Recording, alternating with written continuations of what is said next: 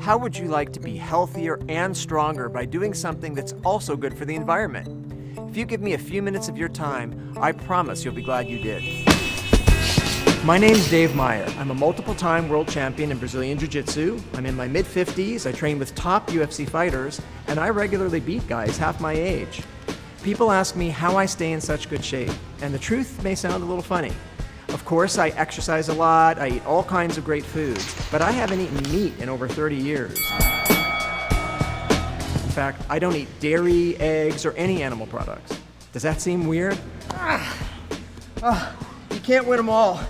But this is world-class mixed martial arts champion, Jake Shields. And I haven't eaten meat a day in my life.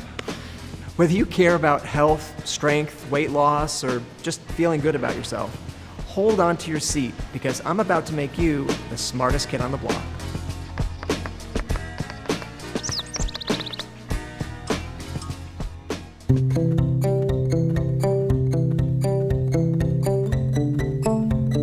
I used to think eating meat was normal because it's what animals do in nature, right?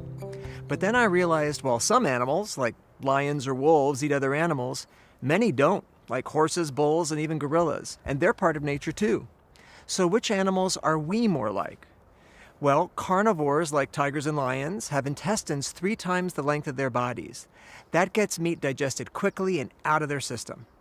Herbivores like horses and bulls have intestines 12 times the length of their bodies. That allows for better absorption of plant products. We humans, as it turns out, have intestines about 12 times the length of our bodies, just like herbivores, but there's more. Carnivores like lions have naturally sharp teeth for ripping and tearing. They can use those teeth to literally tear the muscles right off their prey. Plus, interestingly, their jaws hinge in such a way that they can only move up and down and not side to side. Herbivores, like horses or bulls, have naturally flat teeth for crushing and grinding plants. Their jaws can move up and down, but also move side to side as they chew. Humans also have flat teeth for crushing and grinding, and our jaws can move side to side, just like herbivores. We can't use our mouths to tear raw meat from the bones of an animal we've killed like a lion or wolf can. In fact, without tools like spears, knives, or even fire for cooking, we can't catch, kill, cut up, or even eat other animals. It's also interesting that carnivores drink by using their long tongues to lap up water. Herbivores, like horses, put their lips into the water and suck it up, and that's what you'd do if you didn't have a cup. Also, carnivores don't sweat through their skin to cool off, they pant. Herbivores sweat through their skin, just like you and me. But maybe the most interesting thing to consider is carnivores have a natural instinct to chase an animal, kill it, and eat it raw. If a dog sees a squirrel or a dead animal in the street, that's appetizing to him, but that's not appetizing to us. We have to clean, season, and cook meat before we'd want to eat it, and before it's even safe for us to eat. But the scent and spray of a ripe orange or a slice of sweet watermelon, now that makes us salivate. Our natural instinct as kids isn't to look at an animal and want to kill him and eat him. That's something we get taught as we grow up. And even as adults, if you're on a walk, just seeing a cow or lamb on the path isn't something that makes you want to walk over and eat one. But what about seeing ripe berries on a bush or a ripe apple on a tree? Now that's something you'd want to walk over and eat, am I right? It's interesting, isn't it? We're built a lot more like herbivores than carnivores. Okay, but the question I'm sure you have right now is, if I don't eat meat, where will I get my protein? Well, let's take a look.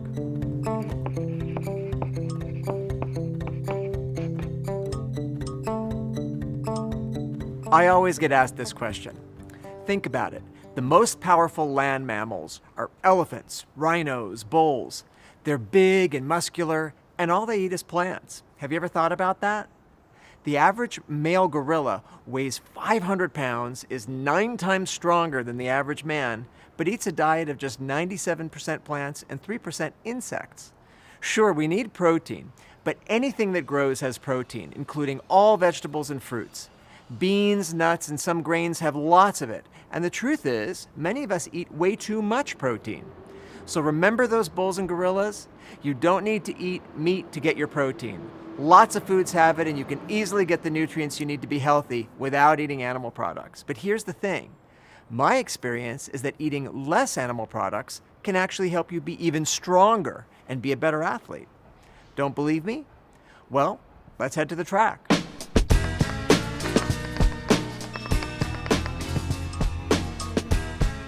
Doctors agree that cutting down on meat and dairy reduces your risk of all kinds of diseases, including heart attack, stroke, and many cancers. These are the #1 killers of people in the US. But did you know that eating less animal products can actually be better for your toughness and athleticism? To function well athletically, you need your blood to carry oxygen to all your muscles as you exercise. Anything that blocks the flow of your blood slows the oxygen getting to your muscles. Cholesterol in your bloodstream causes plaque to build up in your arteries, and that limits the flow of blood. This lowers your strength and slows your athletic recovery. So here's the deal. There's no cholesterol in plant-based foods, only in animal products like meat, milk, and eggs. Get rid of those foods and you get better blood flow, which means more oxygen to your muscles faster.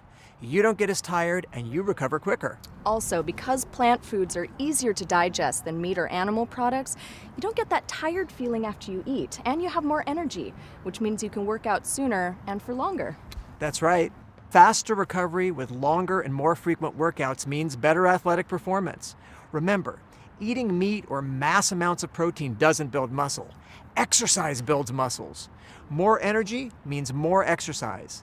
I can exercise harder and longer than most people I compete against, and it all starts with my diet.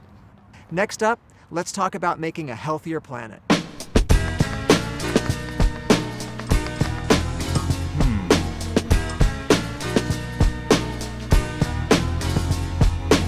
Eating less animal products is much better for the environment.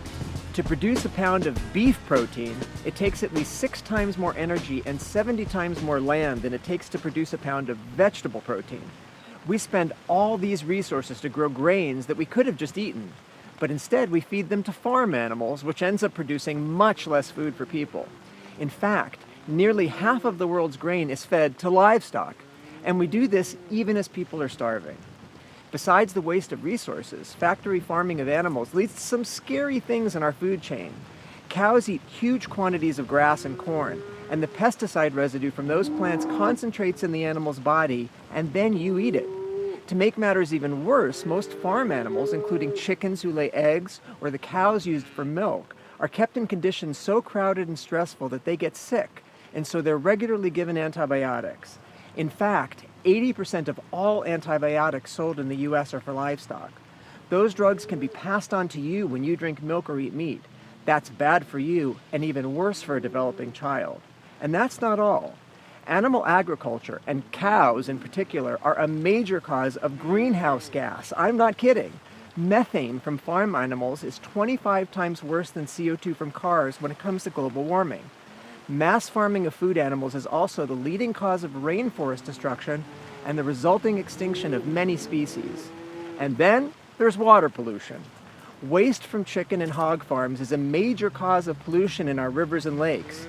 And as for the ocean, many of the ocean's natural fisheries have become depleted from overfishing.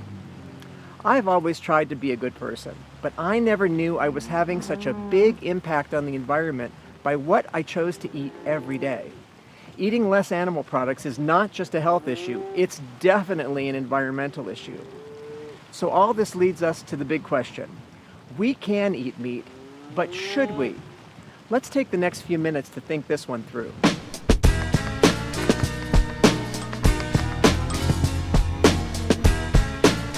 Setting aside all the health and environmental benefits of eating less animal products, for some people, the real thing they struggle with is a moral question. Now, let's think honestly about this. In fact, let's go on a thought journey. If you're walking down the street and there's a cute puppy on the sidewalk, of course you'd be sure to not step on the puppy, right?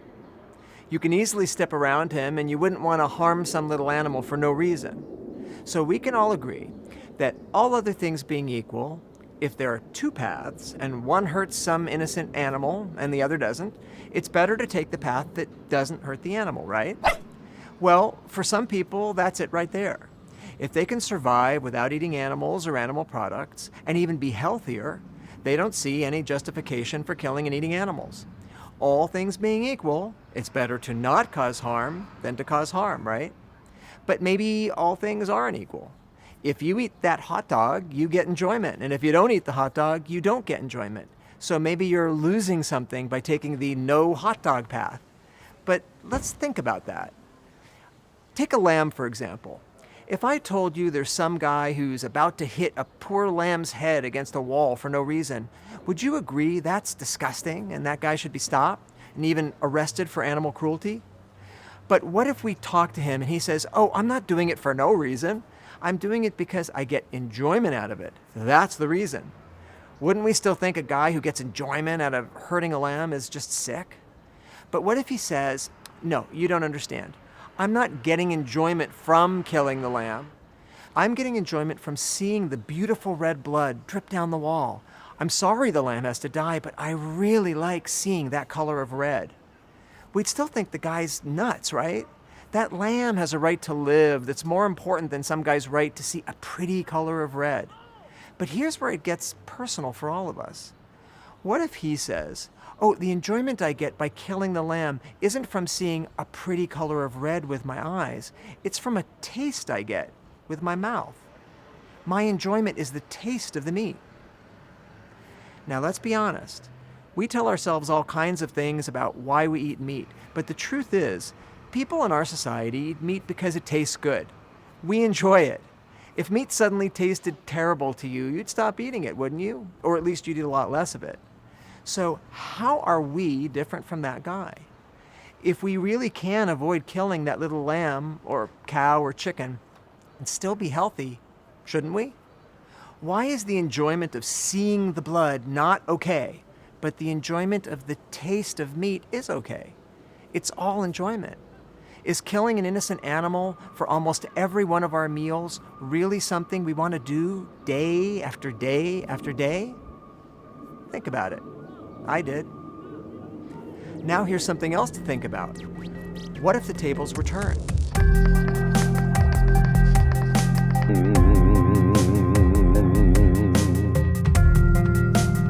The truth is, we eat animals and animal products because we get enjoyment from the taste. And the reason we can do that is because we're more powerful. But does might make right? If you think it's okay to eat animals just because we're stronger or smarter than them, depending upon what you even mean by stronger or smarter, think about this. What if one day some spaceship lands and we're contacted by some alien race, and it turns out they want to farm us for food? Hey, maybe we taste like chicken. So what would we say to them to convince them not to eat us? We'd probably say that human beings' lives are important and they shouldn't kill innocent people just because they think we taste good. But what if they're way smarter and more advanced than us? And what if their technology makes them way stronger than us? What if they are as far beyond us as we think we are beyond cows?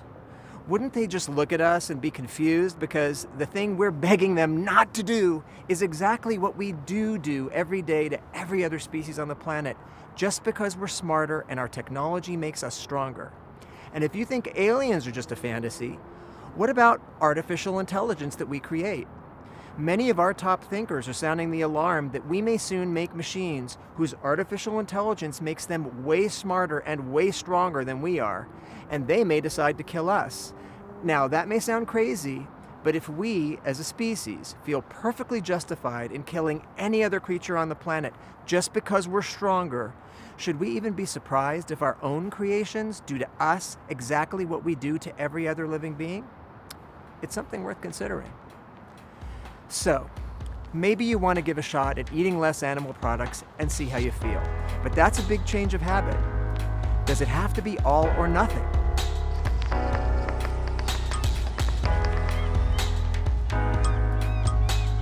To be human means to think, to reason, and most importantly, to morally reason.